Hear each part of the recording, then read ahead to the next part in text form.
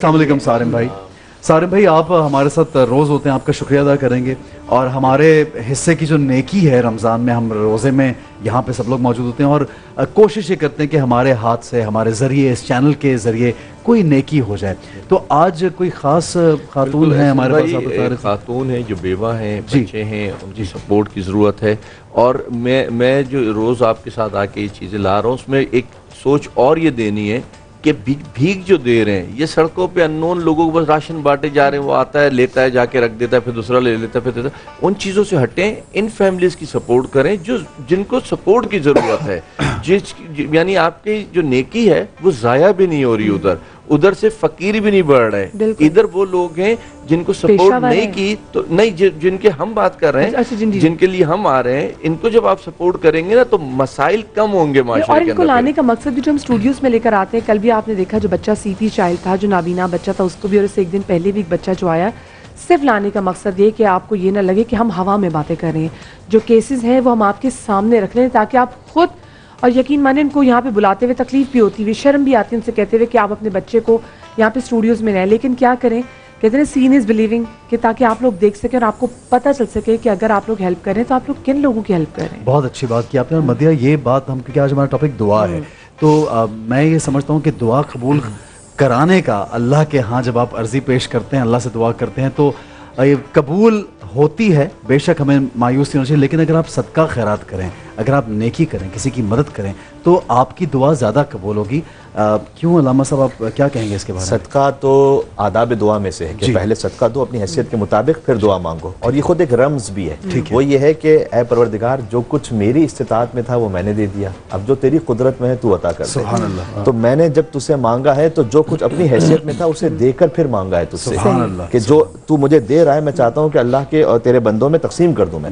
تو خود صدقہ دے کر دعا مانگنا اس کے لیے خاص تاکید ہے. اور جیسے کہ آپ نے یہ فرمایا کہ یہاں بلانا بسا اوقات ایک مجبوری بھی بن جاتا ہے, تو اس کے لیے قرآن کریم میں ہے کہ تم صدقات دو اور انفاق کرو سرًا و علانیہ, چھپا کر بھی اور ظاہر کر بھی, دونوں کے اپنے اپنے مقصد ہیں. چھپا کر ہم اس لیے دیتے ہیں تاکہ خلوص باقی رہے, تایاں سے دے مائد کو پتہ نہ چلے. علانیہ اس لیے دیتے ہیں کہ دوسروں کو موٹیویشن ہو اور دوسروں تک اطلاع پہنچے. تو قرآن میں دونوں کے لیے اپنے اپنے طور پر آداب ہیں, اور دونوں انٹینشن سے فرق پڑتا ہے. کون خود نمائش. بڑی اچھی بات. دعا کے حوالے سے ذرا میں یہاں پہ یہ بھی بات کرنا چاہتی ہوں, جیسے آپ نے مانگنے والے لوگوں کا تذکرہ کیا, تو وہ اتنے پروفیشنل ہوتے ہیں, اتنے ٹرینڈ ہوتے ہیں, ان کو پتہ ہے کہ جب ہم نے کسی سے مانگنا ہے تو کیسے مانگنا ہے. اگر ایک بیٹی بیٹھی ہوئی باپ کے ساتھ, تو وہ بیٹی سے باپ کا صدقہ مانگے گا, باپ سے بیٹی کا صدقہ مانگے گا, کہ اس کو پتہ ہے کہ یہ چاہیے عام شخص, گناہ گار شخص بھی ہے نا, یہ کبھی اس کو رد نہیں کرے گا.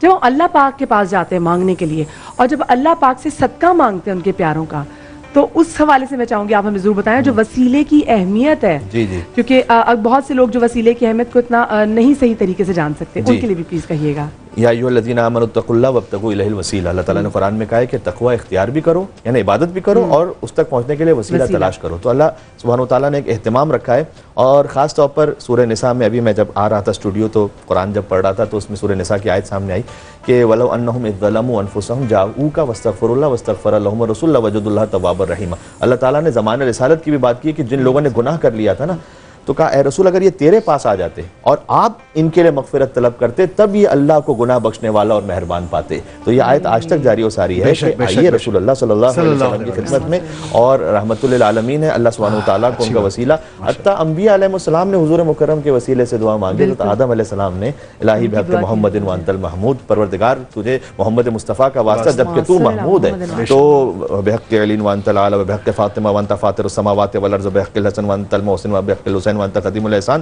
تو بہرحال ہم جب مانگے اللہ سبحانہ وتعالیٰ سے, تو اس کے پیاروں کا وسیلہ دے کے مانگے, اور ساتھ میں اعمال بھی ایسے رکھیں کہ ہم اس قابل بنیں کہ ہم اس وسیلے کو پیش کر سکیں اللہ کی بارگاہ میں. کیونکہ ہم دنیا بھر سے کہتے رہتے ہیں, علماء سے کہتے ہیں, پیر و فقیروں کے پاس جاتے ہیں, ہمارے دعا کریں, ہمارے دعا کریں, ہمارے دعا کریں.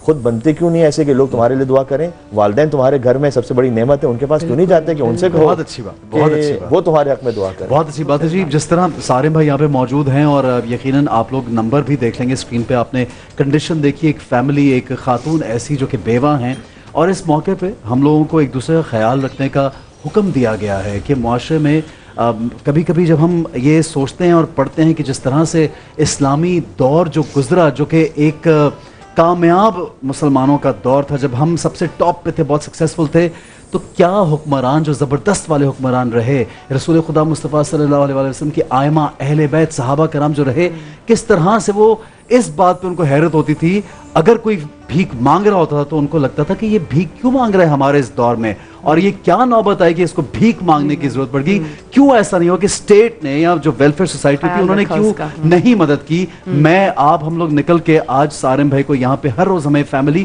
اور اس طرح کی بے شمار فیملیز ہیں جن کے لیے ہمیں یہاں پہ مانگنا پڑتا ہے۔ نمبر نیچے موجود ہے، آپ اس نمبر پہ پلیز رابطہ کیجئے۔ سر آپ بتائیے گا کہ جب دعا قبول کروانی ہو رب تعالیٰ کے ہاں، ایک دعا کو ہم چاہتے ہیں، ہم منت مانتے ہیں، ہم بہت سی دعائیں کرتے ہیں، روزہ اختیار کرتے ہیں اور پاکیزگی اختیار کرتے ہیں، تو صدقہ خیرات کرنے کی کتنی ویلیو ہے؟ کیا لیول ہے کہ آپ نے صدقہ کیا اور کس طرح سے دعا قبول ہو گئی؟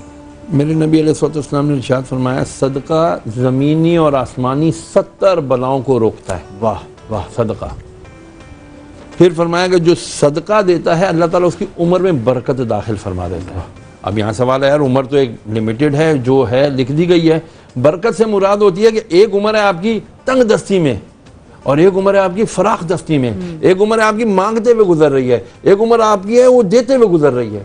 تو فرمایا نیچے والا ہاتھ، اوپر والا ہاتھ نیچے والے ہاتھ سے بہتر ہے، تو کیوں نہ ہم اوپر والا ہاتھ والی زندگی مانگ لیں، اللہ سے خیر والی زندگی مانگ جو لیں۔ درازی عمر کی دعا مانگتے تو عمر تو دراز اللہ کر بھی دیتا ہے، کر دیتا ہے آپ نے نا۔ کہا کہ شاید دیکھیں ہمیں عمر تو دراز ہوتی ہے، دراز ہوتی ہے، عمر بالکل جی، ہوتی ٹھیک ہے، لیکن کیا ہوتا ہے کہ مطلب میں اس کو بالکل افرم کر رہا ہوں، کنفرم کر رہا ہوں کہ ہاں دراز ہوتی ہے، جب آپ کی خوشیوں میں عمر گزرتی ہے نا جی تو وہ بہتر ہوتی ہے۔ اچھا دوسری بات، لن تنالوا البر حتی تنفقوا مما تحبون، 14 پارہ پہلی آیت، تم ہرگز بھلائی کو نہیں پہنچ سکتے، کر لو کتنے عمرے کرنے ہیں، تم صاحب استطاعت تو حج کر کے آ گئے ہو، تصویریں بھی لگا دی ہیں، میں سال میں 6 عمرے کرتا ہوں، اس وقت تک تم بھلائی کو نہیں پہنچ سکتے جب تک کہ تم اپنی بہترین شے اللہ کی اس کے بندوں کی راہ میں نہ دے دو۔ بہت اچھی بات۔ پھر فرمایا کہ جو صدقہ دیتا ہے اللہ تعالیٰ اس کی عمر میں برکت داخل فرما دیتا ہے۔ اب یہاں سوال ہے یار عمر تو ایک لمیٹڈ ہے، جو ہے لکھ دی گئی ہے، برکت سے مراد ہوتی ہے کہ ایک عمر ہے آپ کی تنگ دستی میں اور ایک عمر ہے آپ کی فراخ دستی میں، ایک عمر ہے آپ کی مانگتے ہوئے گزر رہی ہے، ایک عمر آپ کی ہے وہ دیتے ہوئے گزر رہی ہے۔ تو فرمایا نیچے والا ہاتھ، اوپر والا ہاتھ نیچے والے ہاتھ سے بہتر ہے، تو کیوں نہ ہم اوپر والا ہاتھ والی زندگی مانگ لیں، اللہ سے خیر والی زندگی مانگ جو لیں۔ درازی عمر کی دعا مانگتے تو عمر تو دراز اللہ کر بھی دیتا ہے، آپ نے کہا کہ شاید دیکھیں ہمیں عمر تو دراز ہوتی ہے، دراز ہوتی ہے، بالکل ہوتی ہے، لیکن کیا ہوتا ہے کہ مطلب میں اس کو بالکل افرم کر رہا ہوں، کنفرم کر رہا ہوں کہ ہاں دراز ہوتی ہے، جب آپ کی خوشیوں میں عمر گزرتی ہے نا جی تو وہ بہتر ہوتی ہے۔ اچھا دوسری بات، لن تنالوا البر حتی تنفقوا مما تحبون، 14 پارہ پہلی آیت، تم ہرگز بھلائی کو نہیں پہنچ سکتے، کر لو کتنے عمرے کرنے ہیں، تم صاحب استطاعت تو حج کر کے آ گئے ہو، تصویریں بھی لگا دی ہیں، میں سال میں 6 عمرے کرتا ہوں، اس وقت تک تم بھلائی کو نہیں پہنچ سکتے جب تک کہ تم اپنی بہترین شے اللہ کی اس کے بندوں کی راہ میں نہ دے دو۔ بہت اچھی بات۔